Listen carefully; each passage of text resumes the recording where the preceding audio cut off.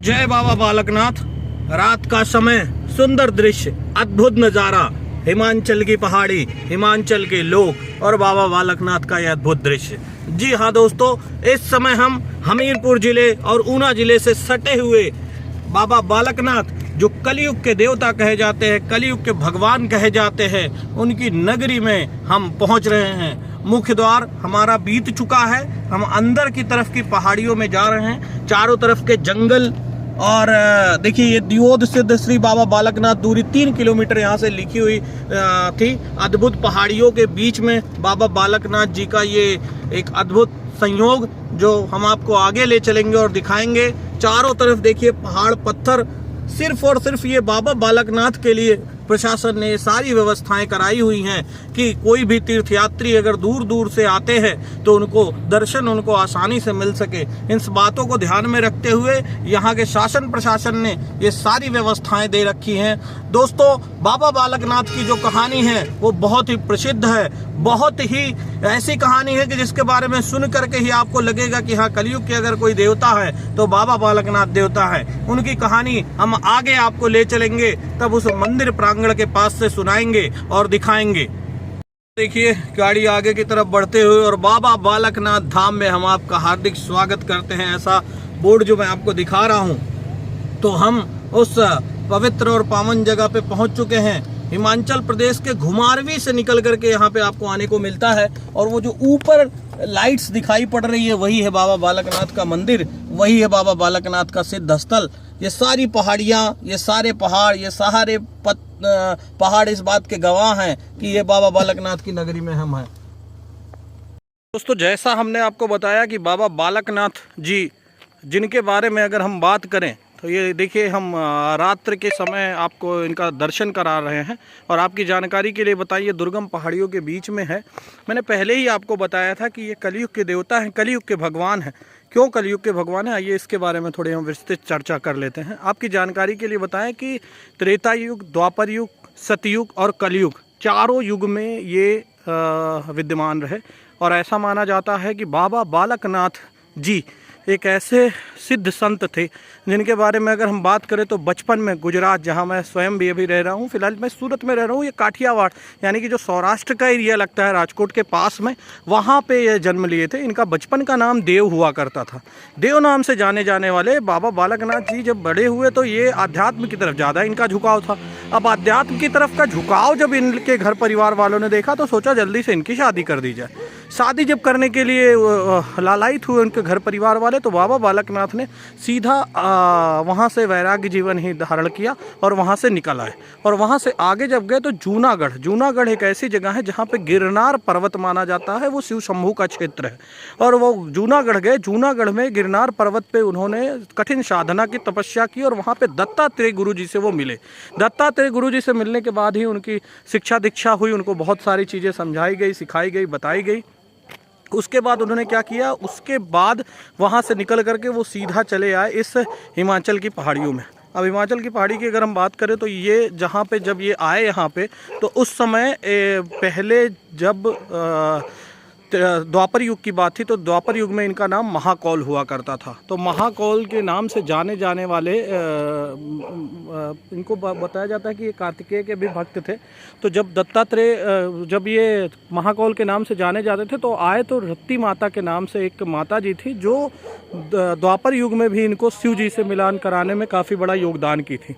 उस समय जब योगदान की थी, उस समय जब उन्होंने शिव जी से उनका भेंट कराया था, तब वो द्वापर युग हुआ करता था। लेकिन वो ऋण आज भी था इनके पास में, इसलिए वो रत्ती माता इनको वापस यहाँ पे मिली और वो वहाँ गिरनार से निकल करके सीधा हिमाचल के बगल में निकल आए। और हिमाचल के हमीरपुर ज़िले के पास नीचे एक जगह पड़ती है, वहाँ पे आकर के उन्होंने माता जी के साथ में रहना शुरू किया। और माता जी से सिर्फ इतना बोला कि माता आप बताओ क्या मैं सेवा करूं आपकी, उस सेवा के बदले आप जो मांगेंगी, जो कहेंगी, मैं वो सब आपका कार्य करूंगा।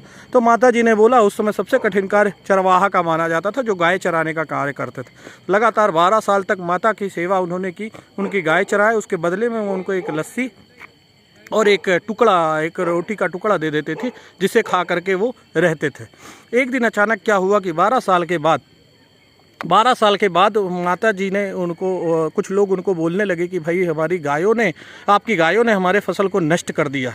जब ग्रामीणों ने ये बात बोली तो उनको बहुत क्रोधित हुए और आ करके उन्होंने बाबा बालकनाथ के ऊपर बरसने लगी। बाबा बालकनाथ के ऊपर बरसते ही उन्होंने, जब बरसने लगी तो बाबा बालकनाथ जी को लगा कि अब ये गलत हो रहा है और उन्होंने सीधा सीधा अपने दिव्य तेज और प्रताप से वहाँ के मुखिया और अन्य लोगों को ले जा कर के दिखाया कि देखिए कुछ हुआ नहीं है और आपका जो फसल था वो वैसा ही सही सलामत है।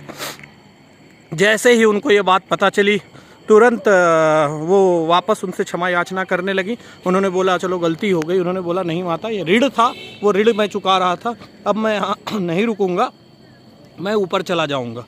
उसके बाद क्या हुआ कि जब ये ऊपर इस जगह पे आ गए, लेकिन उससे पहले की भी अगर बात करें तो श्री गुरु गोरक्षनाथ, देखिए मैं दोनों जगह से जुड़ा हुआ हूँ, मैंने बताया गुजरात से भी जुड़ा हुआ हूँ और यूपी से भी जुड़ा हुआ हूँ। तो उत्तर प्रदेश के गोरखपुर में गुरु गोरखनाथ जी जो जिनका बहुत बड़ा भव्य मंदिर है, श्री योगी आदित्यनाथ अभी वहाँ के जो प्रदेश वर्तमान में उत्तर प्रदेश के सीएम हैं, उनके गुरु जो थे श्री महंत अवैधनाथ, उसके बाबा गोरखनाथ, अगर आपको मालूम होगा, उसी गोरखनाथ के नाम पे वो मंदिर पड़ी है गोरक्षनाथ। तो वो जो गोरखनाथ जी थे वो इनको अपना शिष्य बनाना चाह रहे थे, अपना उत्तराधिकारी बनाना चाह रहे थे। जब ये उनको अपना उत्तराधिकारी बनाना चाह रहे थे उस समय इनको करने के लिए सतालियू करके जो जगह है यहाँ पे, वहाँ पे आए, लेकिन वो वहाँ से उड़ान भरे और मोर के द्वारा सीधा इस पहाड़ पे आके बैठे। अभी मैंने आपको कुछ देर पहले वीडियो में दिखाया था कि अभी भी यहाँ जो उनकी बातें हैं वो सारी बातें यहाँ पे पता चलती हैं। मैंने अभी आपको कुछ देर पहले दिखाया था जो उनका पहले का जो जिस जगह पे उन्होंने तपस्या की थी, जिस जगह पे वो गुफा है जहाँ पे उन्होंने समाधि ली थी और जहाँ पे आकर के ही वो अपनी तपस्या करते थे, वो सारी जगह यही थी। यानी वो मोड़ से आकर के वही जगह पे आए थे और जो वीडियो में हम आपको दिखा रहे हैं ये जगह भी वही है। रात का समय है, निश्चित तौर पर एक बार प्यार से बोलिए बाबा बालकनाथ की जय और वीडियो को लाइक करिए, सब्सक्राइब करिए। अगले किसी अन्य धाम पे आपसे मिलेंगे और अन्य वीडियो के बारे में बात करेंगे। तब तक के लिए आप सभी को जय महाकाल, जय। देखिए बाबा जी का जाने का रास्ता है और ऐसा भी कहा जाता है कि यहाँ पे बलि भी दी जाती है। अभी बलि ना दे करके पूरा बकरा चढ़ाया जाता है यहाँ बाबा बालकनाथ के इस मंदिर के प्रांगण में।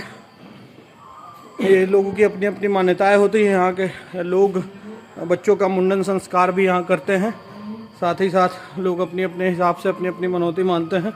बड़े अच्छे टाइम पे मुझे आने को मिला कि आज भीड़ ना के बराबर है और चूँकि रात का भी समय काफ़ी हो गया है इसलिए ऐसा लग रहा है। बाकी आगे चलते हैं। ये दोस्तों देखिए बाबा की जगह पे बनाए गए ऐसे बहुत सारे व्यवस्थाएं जो इन व्यवस्थाओं को आगे बढ़ाती है। और ये देखिए बाबे जी का सब कुछ सिस्टम, ये आगे नीचे से अंदर जाने का रास्ता।